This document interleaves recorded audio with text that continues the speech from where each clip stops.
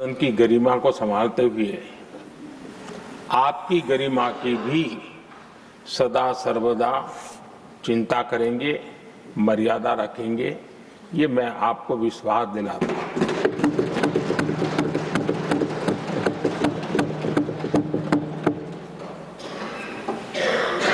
हमारे सभापति जी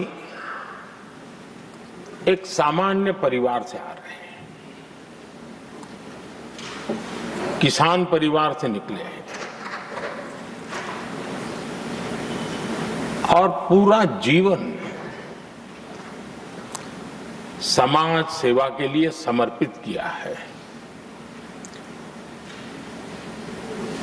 समाज सेवा ये उनकी निरंतरता रही है। राजनीतिक क्षेत्र उसका एक पहलू रहा है, लेकिन मुख्य धारा समाज सेवा की रही है। समाज के प्रति समर्पित होकर के जितना कुछ अपने युवा काल से लेकर अब तक वो करते आए हैं, करते रहे हैं, वो हम सभी समाज सेवा के प्रति रुचि रखने वाले लोगों के लिए एक प्रेरणा है, एक मार्गदर्शन है। सामान्य परिवार से, सामान्य समाज से, सामान्य राजनीतिक जहां अलग अलग करवट बदलती रही है, उसके बावजूद भी आपका यहां तक पहुंचना, हम सबका मार्गदर्शन प्राप्त होना, ये भारत के लोकतंत्र की सबसे बड़ी ताकत है।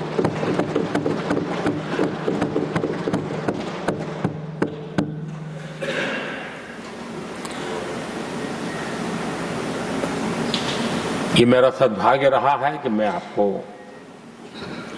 लंबे अरसे से परिचित रहा हूं। सार्वजनिक जीवन में साथ साथ काम करने का अवसर भी मिला है। लेकिन प्रधानमंत्री के रूप में जब मुझे यहाँ दायित्व मिला और जब मैंने आपको अलग अलग जिम्मेवारियां में काम करते देखा, तो मेरे मन पर अतिशय सकारात्मक भाव जगना बहुत स्वाभाविक था। क्वायर बोर्ड के चेयरमैन के रूप में हिस्टोरिकली हाईएस्ट प्रॉफिट वाली इंस्टीट्यूशन में कन्वर्ट करना, यानी आपका किसी संस्था के प्रति समर्पण हो तो कितना विकास किया जा सकता है और कैसे दुनिया में उसकी एक पहचान बनाई जा सकती है, वो आपने करके दिखाया। आपको भारत के कई क्षेत्रों में बहुत कम लोगों को ऐसा अवसर मिलता है। आप झारखंड में, महाराष्ट्र में, तेलंगाना में, पुडुचेरी में राज्यपाल, लेफ्टिनेंट गवर्नर अलग अलग दायित्व संभालते रहे और मैं देखता था कि झारखंड में तो आदिजाति समाज के बीच जिस प्रकार से आपने अपना नाता बना दिया था, जिस प्रकार से आप छोटे छोटे गांव तक दौरा करते थे, वहां के मुख्यमंत्री बड़े गर्व के साथ इन बातों का जब भी मिलते थे जिक्र करते थे और कभी कभी वहां के राजनेताओं के लिए भी चिंता होती थी कि हेलीकॉप्टर हो या न हो, इसकी कोई परवाह किए बिना जो गाड़ी है आप चलते रहते थे, रात को छोटे छोटे स्थान पर रुक जाना। ये जो आपने एक अपना सेवा भाव था, उसको राज्यपाल के पद पर रहते हुए भी जिस प्रकार से आपने उसको एक नई ऊंचाई दी, इससे हम भली भांति परिचित हैं। मैंने आपको एक कार्यकर्ता के रूप में देखा है, एक सहयोगी के रूप में हम साथ काम किए हैं, सांसद के रूप में देखा है, अलग अलग पदों पर देखते हुए आज यहां पर पहुंचे। लेकिन मैंने एक बात महसूस की है कि आमतौर पर सार्वजनिक जीवन में पद पर पहुंचने के बाद कभी लोग पद का भार अनुभव करते हैं और कभी कभी प्रोटोकॉल में दब जाते हैं। लेकिन मैंने देखा है कि आपको और प्रोटोकॉल का कोई नाता ही नहीं रहा है। आप प्रोटोकॉल के परे रहे। और मैं समझता हूं सार्वजनिक जीवन में प्रोटोकॉल से मुक्त जीवन की एक ताकत होती है और वो ताकत हम हमेशा आप में अनुभव करते रहे हैं और ये हमारे लिए गर्व का विषय है। आदरणीय सभापति जी, आपके व्यक्तित्व में सेवा,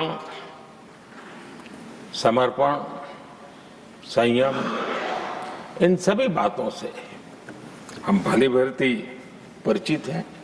वैसे आपका जन्म तो डॉलर सिटी में हुआ और उसकी एक अपनी पहचान है, लेकिन उसके बावजूद भी आपने अपनी सेवा का क्षेत्र अंत्योदय को चुना।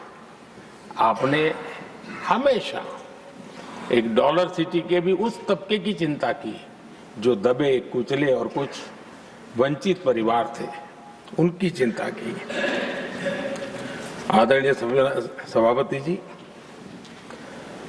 मैं उन दो घटनाओं का जरूर जिक्र करना चाहता हूं जिसको कभी मैंने आपसे, आपके परिवारजनों से भी सुना है और जिसने आपके जीवन पर बड़ा प्रभाव पैदा किया है। बाल्यकाल में अविनाशी मंदिर के तालाब में आपका डूबने की संभावनाओं के बीच की अवस्था आपके लिए हमेशा रहा है कि मैं तो डूब रहा था, किसने बचाया, कैसे बचाया पता नहीं, मैं बच गया। और उस ईश्वर ने कुछ आप पर कृपा की, इस प्रकार का भाव आपके परिवार के लोग हमेशा बताते हैं। और दूसरा जो हम सब बहुत बारीकी से जानते हैं, जब कोयम्बतूर में लाल कृष्ण आडवाणी जी का यात्रा होने वाली थी, उसके कुछ समय पहले एक भयानक बम ब्लास्ट हुआ। शायद 60-70 लोग मारे गए। भयंकर बम ब्लास्ट था और उस समय आप बाल बाल बच गए थे।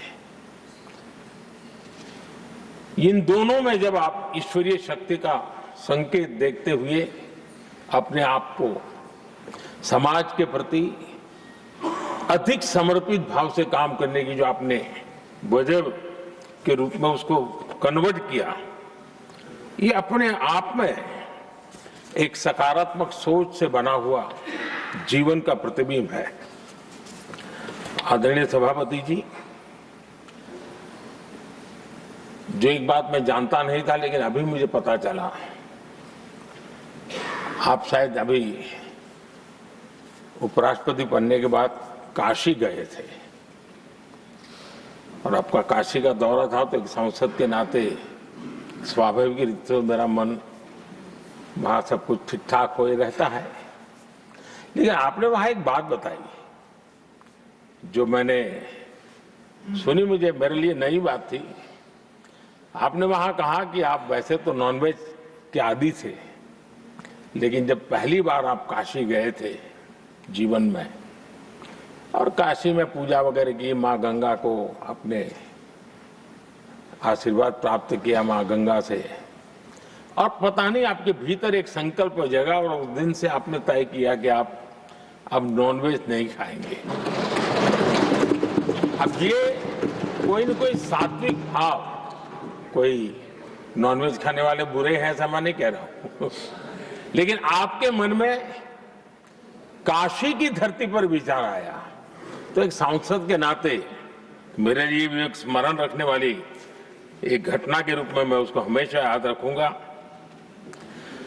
भीतर कोई न कोई आध्यात्मिक भाव जो इस प्रकार की दिशा में ले जाने की प्रेरणा देता है। आदरणीय सभापति जी, छात्र जीवन से आपकी नेतृत्व सामर्थ्य रहा है, आज राष्ट्रीय नेतृत्व की दिशा में आप हम सब का मार्गदर्शन करने के लिए यहाँ विराजमान है। यह हम सब के लिए गर्व का विषय है। आदरणीय सभापति जी, आप लोकतंत्र के रक्षक के रूप में अपनी जवानी में, युवा अवस्था में, जब किसी को भी सरल मार्ग से जाने का मन कर जाता है, आपने वो रास्ता नहीं चुना, आपने संघर्ष का रास्ता चुना। लोकतंत्र पर आए हुए संकट के सामने मुकाबला करने का रास्ता चुना और आपने आपातकाल में एक लोकतंत्र के सिपाही की तरह जिस प्रकार से लड़ाई लड़ी, साधनों की सीमाएं थी, मर्यादाएं थी, लेकिन जज्बा कुछ और ही था। और वह उस क्षेत्र के सभी, उस सब पीढ़ी के नौजवान आज भी इमरजेंसी के खिलाफ की आपकी जो लड़ाई थी, लोकतंत्र के लिए आपका संघर्ष था, उसमें आपने जन जागृति के जो विविध कार्यक्रमों को अपनाया था, लोगों को जिस प्रकार से आप प्रेरित करते थे, वे हमेशा हमेशा के लिए लोकतंत्र प्रेमियों के लिए एक प्रेरणा देने वाली घटना रही। आप एक अच्छे संगठक रहे हैं, मैं भली भांति जानता हूं। आपने संगठन में जो भी दायित्व संभालने का अवसर आया, आपने उस जिम्मेवारी को चार चांद लगा दिए, अपने परिश्रम से लगा दिए।